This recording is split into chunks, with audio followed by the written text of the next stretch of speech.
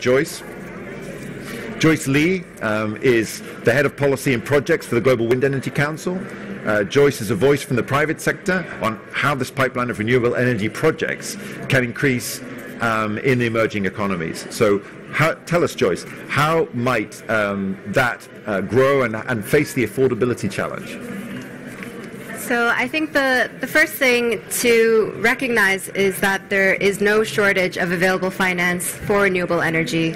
In a recent IRENA study, they were looking at financing of renewables, and it found that some 86% of investment in renewables came from the private sector. That's across project finance from developers as well as commercial banks and institutions.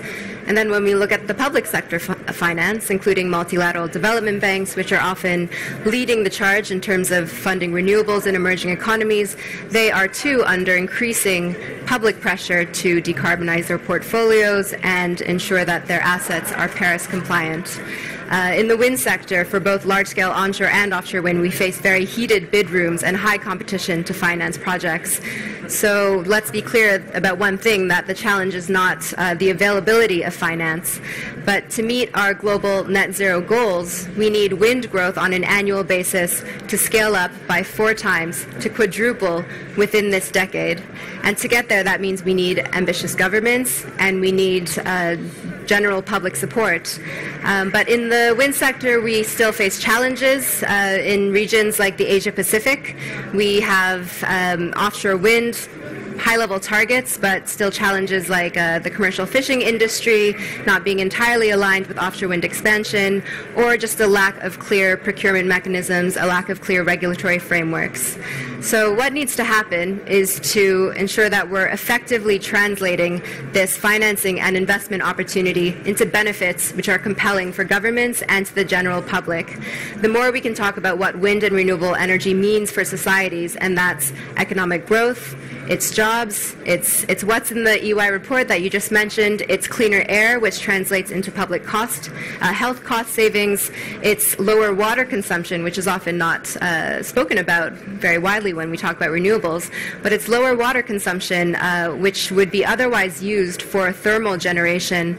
It's revitalization of coastal communities, it's upgrading national critical infrastructure, and so on and so on. So these are the kinds of positive externalities that are much more effective in building political support for initiatives on green recovery than when the sector goes around to talking about gigawatts or capacity factors. And I think it's no longer even sufficient to talk about these benefits on a project-by-project basis. 13,000 projects around the world means society-wide transformation writ large, and that's what policymakers need to recognize. But how do we get there? One of the key critical barriers is policy and regulation. The investment is there, but we need things like clear permitting and regulation schemes.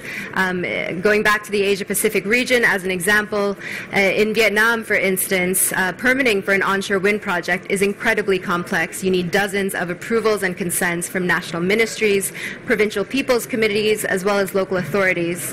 In Thailand and the Philippines, we've had onshore wind growth also stagnate because there's no certainty around purchase prices for electricity and just a lack of clarity on where procurement mechanisms like feed-in tariffs or auctions are heading.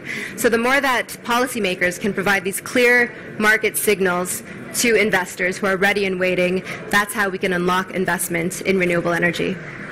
Thank you so much, Joyce.